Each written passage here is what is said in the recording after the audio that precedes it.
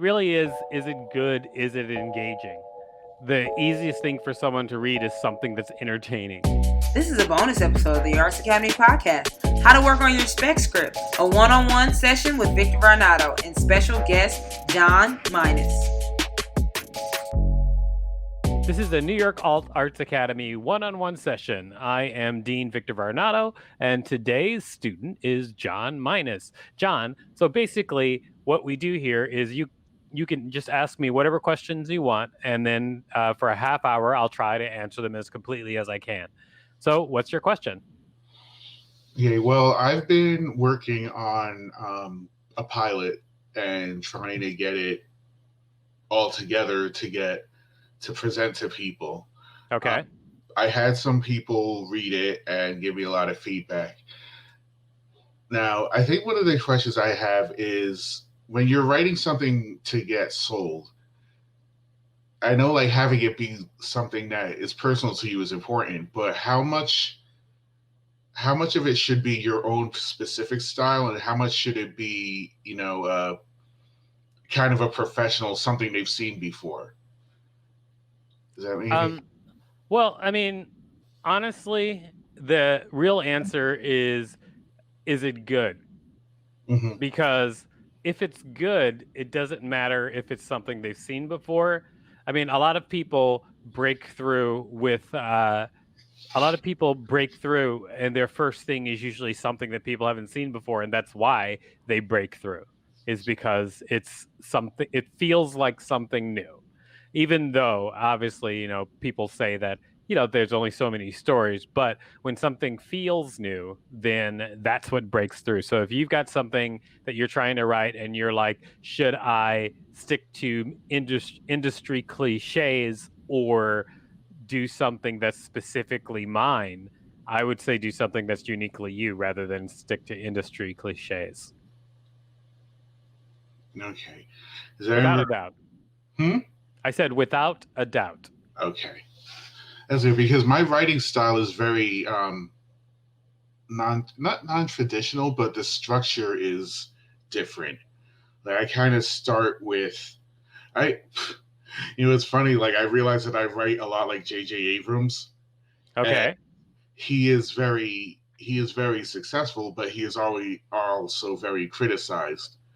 So I'm just, because he, like, when I think of his movies, it's always I remember images, I remember scenes, and he has some amazing scenes. But like as for a story, it's weaker that way. And I looked at mine, and I was like, oh, that's kind of like him. So I was wondering. So that's why I asked. Is it good to have your own style, which is kind of like, I mean, I know I'm comparing it to somebody else, but it's not like a traditional Hollywood, here's a story, beginning, middle, end. It's kind of like jumps all over the place. Uh-huh. Well, I mean, I can't tell you whether or not your structure works, but Mm-hmm. I can't, because I haven't seen it. But Mm-hmm. I can say that if you've got something that is good and unique, great. Okay.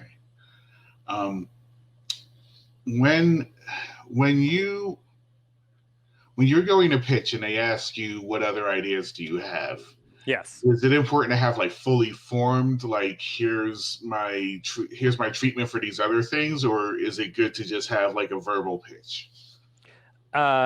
Both.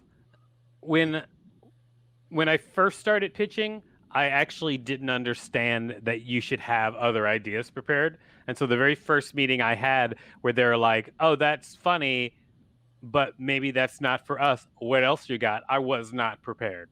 I later learned to be prepared.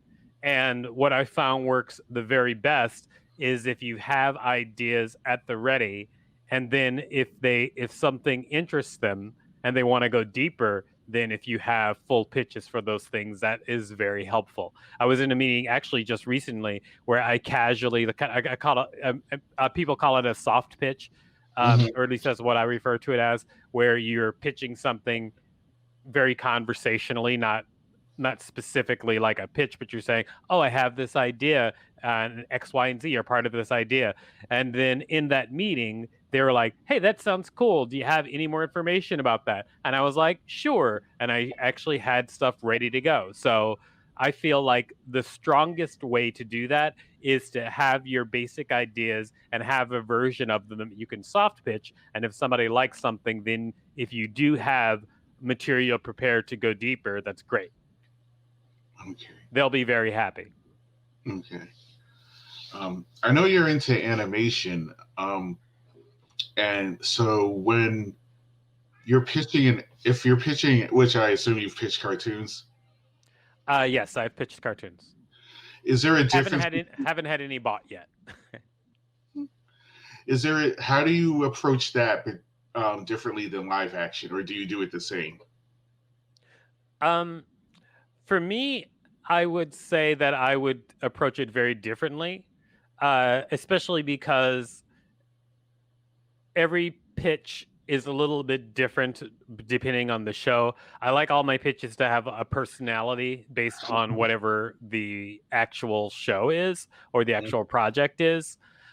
So, I mean, I'm not a seasoned animated guy though, so I think that you'd probably be better served by talking to somebody who specifically does animated shows. However, I will say that when I did pitch something that was animated, there were a lot more visual elements to the pitch. Although, I mean, with pitches for other shows, there are visual elements, but when I pitched something animated, it was a lot of characters. There were actually animatics, because I always say that if you can pitch with any moving image, video, anything, that's great. And so there are animatics involved for the animated pitch, which really helped. Okay. Yeah, because I can see how like being able to verbally describe it and then just say, well, look at this is different. Yeah, I mean, with absolutely every pitch that you're ever going to see, if you've got a sizzle reel or a trailer or anything, like, you're going to do way better than if you don't. It doesn't matter if it's animated or anything, just like as long as you've got video to back it up, you're in a much better place. Yeah, that's hard right now. Just, I mean, with the, all of this. Coronavirus, yeah. Yeah, and then, everything. But although if in coronavirus, animation is the thing to be doing, because you can do that in a room by yourself. Yeah, that's true. Like I had an idea for a Spec script, because I don't think it'd actually be made, for like a Steven Universe Rick and Morty crossover. And I don't think it couldn't actually get made, but I feel like if I could just write it and send it, it might be one of those things where like, oh, this is good. How about you? So how what's the importance of Spec scripts like these days? Because I heard like it's not as easy to just send in an episode of a show you like. I mean, Spec scripts, what they do more than anything is show somebody that you're capable of telling a story, that you're capable of writing. And so a Spec script shows your style, your ability to write characters. It shows your ability to tell a story. So a Spec script, people can get hired for jobs off of Spec scripts because they basically show someone that you know what you're doing writing wise. So that's why a Spec script is good. A lot of people, when they're working on Spec scripts, want something that is engaging and maybe even completely unproducible. Some Spec scripts have been like there's a Spec script that was going around. I think it was like a Seinfeld Spec script that happened like in a zombie apocalypse or something like that. Like but that type of thing is something that people will enjoy reading, and if they enjoy reading it, then they might possibly reach out to the writer for other things. Yeah, it's good. So I thought, what else am I doing? Yeah, it took me a long time to write this pilot script. Uh-huh. And I know, like, if you actually do get a job, you have way less time to write like episode to episode. So, do Definitely. you have any tips on how to write efficiently? How to write efficiently? Yeah, like in terms of time.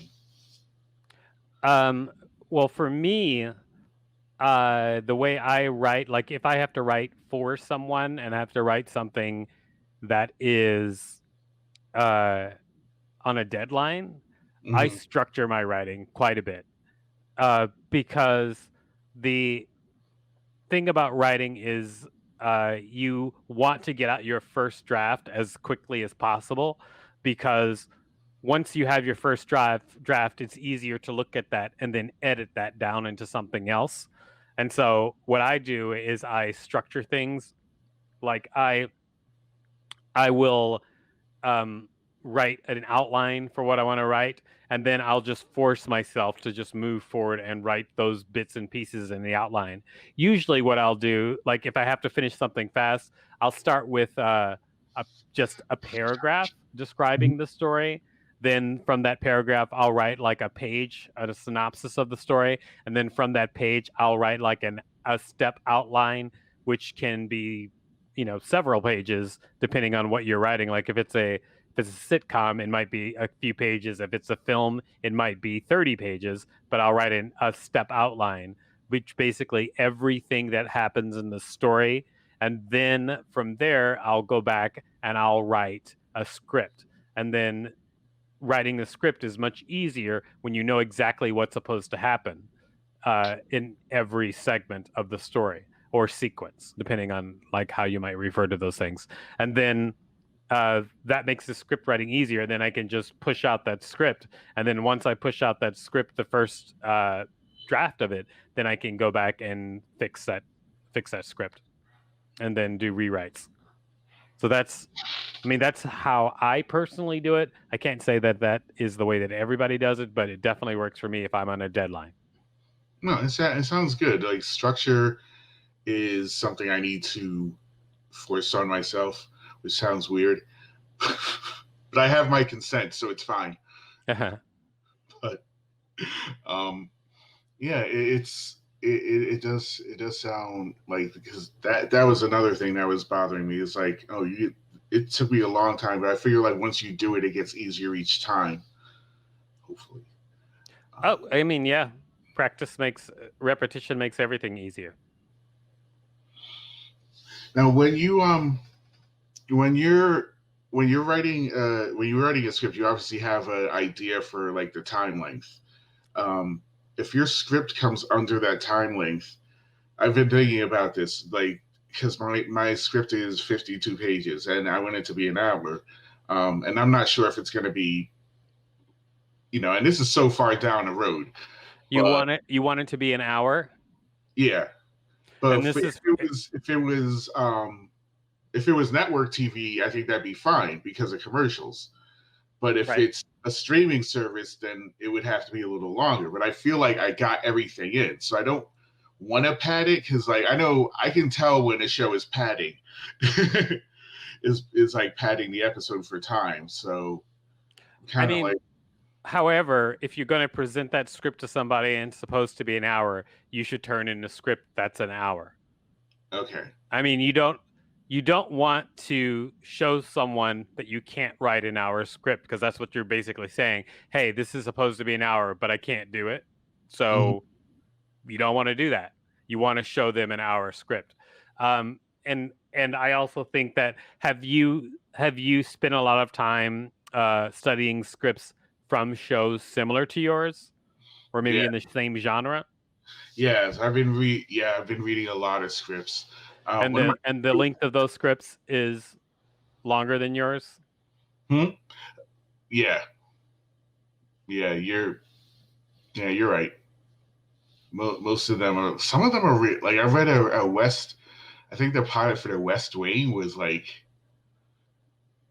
like 90 pages or something like that. But I think it had a lot of, I think it was like the final script, so it had a lot of notes in it and stuff. Like it wasn't like the first script. I think it was like the shooting script. So I think it had like a lot of other stuff in it.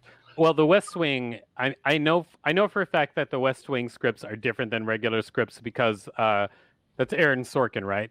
And he Yeah. writes such rapid fire dialogue that his scripts are way longer than other scripts. Mm-hmm. So that's just something that was stylistic for the show. Yeah, and I love that style. Like I read The West Wing, I read Scandal, because Shonda is kind of that same like type of, you know, rapid fire monologues, and I love that. Like I think I'm good at that. Mm-hmm. But yeah, you're right. It does go longer.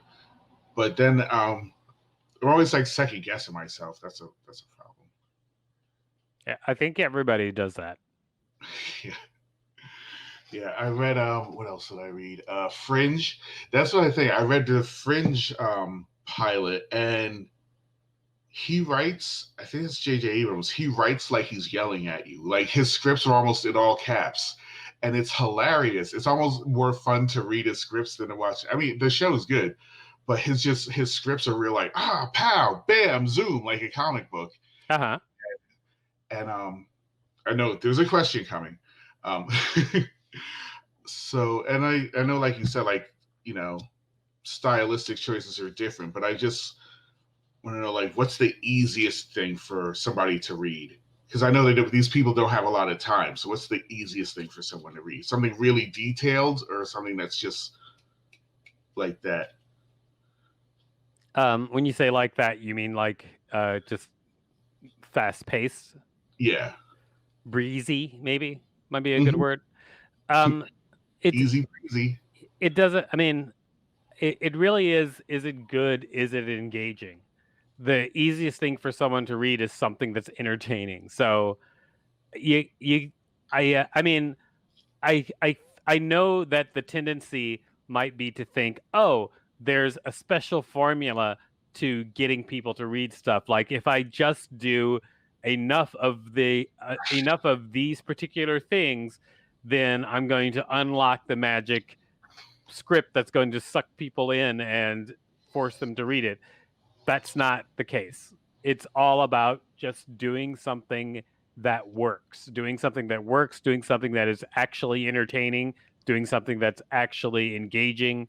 There's no special formula. You can't, I mean, there are those out there who will say to you, oh yeah, you need to write superhero romantic comedies. That's what everybody's looking for. People will say that.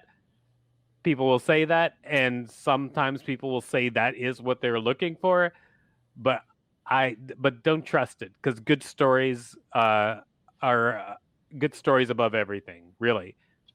I mean, the superhero romantic comedy genre will be hot when people say it's hot, but if it's not a good story, that's still not gonna work.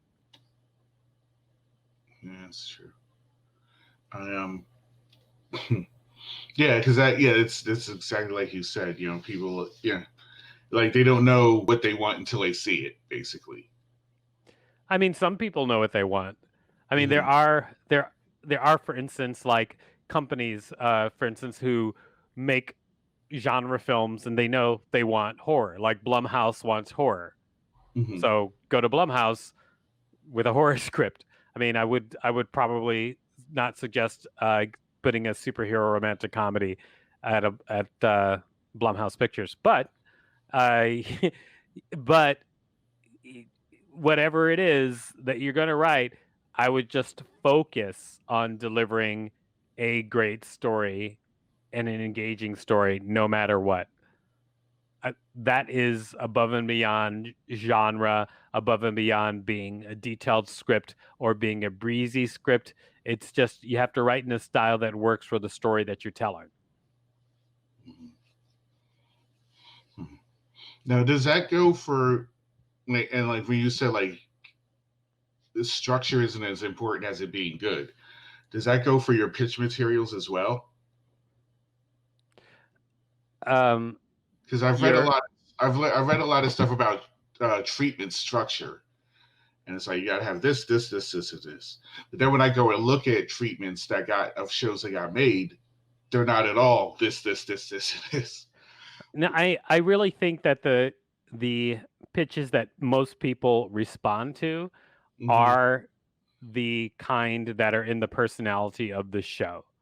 Mm-hmm. It just depends on how you want to get your message across. Like I do know, like I've written a lot of pitch decks, and I do know like what is supposed to go in each pitch deck.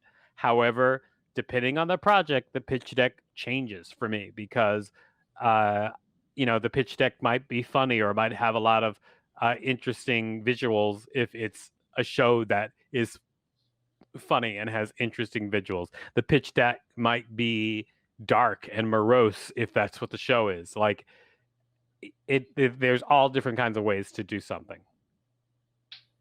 And so it really is what gets your message across solidly.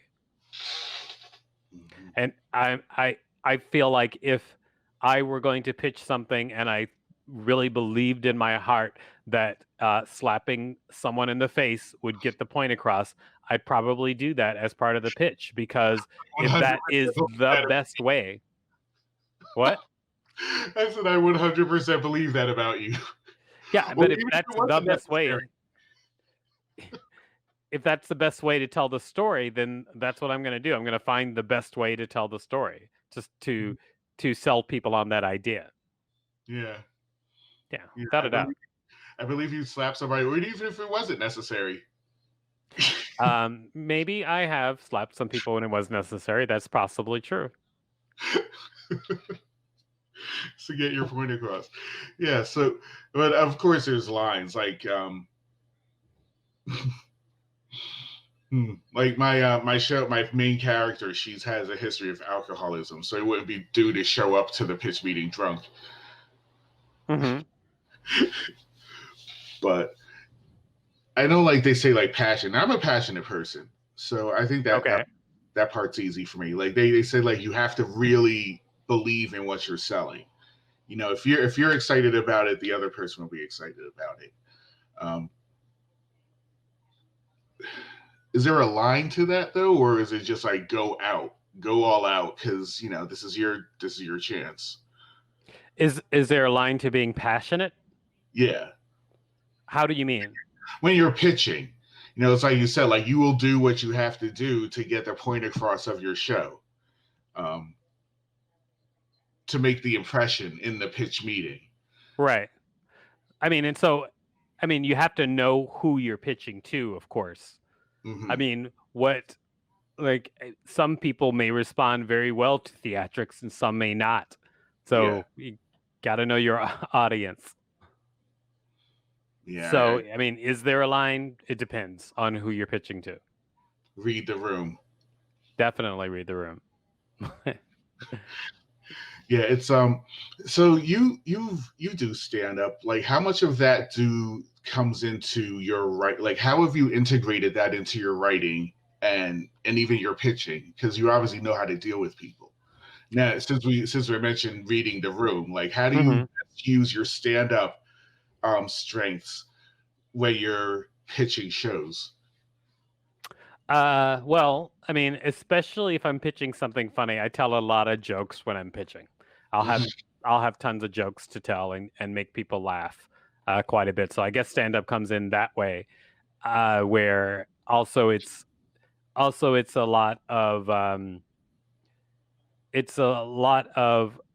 with stand up comedy. There's a lot of false confidence in stand up comedy, and having false confidence sometimes helps with the pitch. I mean, at some point that false confidence becomes real confidence, because what is actually the difference? How you feel inside. There's plenty of people who appear confident who may not actually be super confident inside, and that might be everybody. So, I would say that the biggest benefit I've had from stand-up in just the game of pitching is the ability to tell jokes, make people laugh, and just be confident and fun during a pitch, which is super helpful. Okay. All right, that's good. This is all really good stuff. Let's see what else. Just if you have it, do you have a story about like a pitch that was really fun, or like a shoot, or just something that was like we're like this is really fun, like even if it didn't get made, like I'm glad I had that experience. I mean, I actually enjoy pitching to people because the one thing that people forget about pitches is that everybody at the pitch meeting wants you to be good. They want the idea to be good. And Mm-hmm. they are also normal people, just like you're a normal person. They're normal people. I think a lot of people will go into a pitch meeting and they'll look at the people they're pitching not like people, but they are looking at them like a corporation to be feared, Mm-hmm. or they're thinking that these people know all the ins and outs of Hollywood, and I know nothing, and they approach it from a position of weakness. And I think that when you go into a pitch and you're approaching it from a position of, oh, we are just people who just want to have fun. So like if you're it's like being it's like entertaining people at a party. When you're at a party and things are going well and you're not feeling anxious because of the crowd, and you just start up a conversation with somebody who you know is already going to be friendly toward you because you're at a party for some person that you for a friend that you have in common, and you can just start a casual conversation with very little risk. Mm-hmm. That's what the best version of pitching always feels like, is just having fun with the people that you're pitching with. If you can get over that hump where people feel like they are under immense scrutiny and get to the part where it's just people having fun, that's when pitches are always best. And so whenever I have a meeting and when I can get to that point where we're just having fun talking about stuff, those are the best pitches, always. Yeah, there's no hecklers in a pitch meeting. Not usually. I mean, I'm sure it could happen, but not usually. That'd be the worst. Oh, yeah. So everybody wants you to succeed. All right. Yeah, they do, because it would be great for them to turn around and have a great show. Mm-hmm. That makes them a hero at their company if they get good material. So if you have a good show, you're actually giving people a gift. That's a good way to look at it. I can do that arrogance thing. I mean, it's not arrogance. Yeah, It's not arrogance. It's just confidence. well, it is. Be confident in your idea, because if your idea is good, then give it its due. Like be confident in your good idea. Mm-hmm. And how willing should you be to turn down an offer that's not what you want? How willing should you be to, you can answer that question yourself. Are you kidding? It's yeah. I kind of know, but I go back and forth on it. Sometimes it's like I just want to get in the door, and sometimes it's like no, hold to your principles, and I go back and forth. The parts be like no, sell out, and I say no, principles. I mean, is that something that you had to do? No, not yet, but I do think about it a lot because I really am like emotionally invested in this project. Right. I've had it. It's basically my life story, a degree removed, but almost everything that's happened to it has happened to me in a sense. So I'm really like, people say this is my baby, like this is my baby. So, but I do want to get in the door, so I just go back and forth between that. But yeah, you're right. You can't answer that for somebody else. Right. So I think that now I'm not one to rush into deals that I think are crappy. Mm-hmm. I don't like to do that ever. But Mhm. that being said, most of the time, no deal is going to be perfect. No, yeah.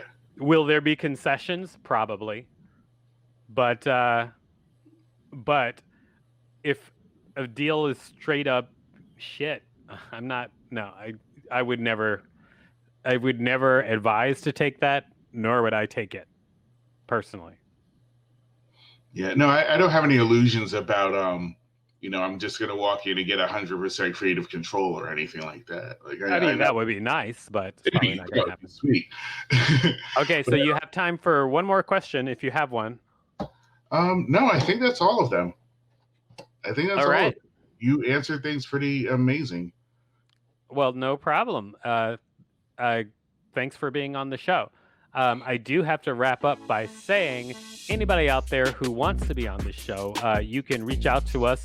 We are at Arts Academy Podcast on all social media, also artsacademypodcast.com, so you can find out how you can get on this very same show and ask whatever question you want. Thanks a lot. I'm Victor Varnado. Bye-bye.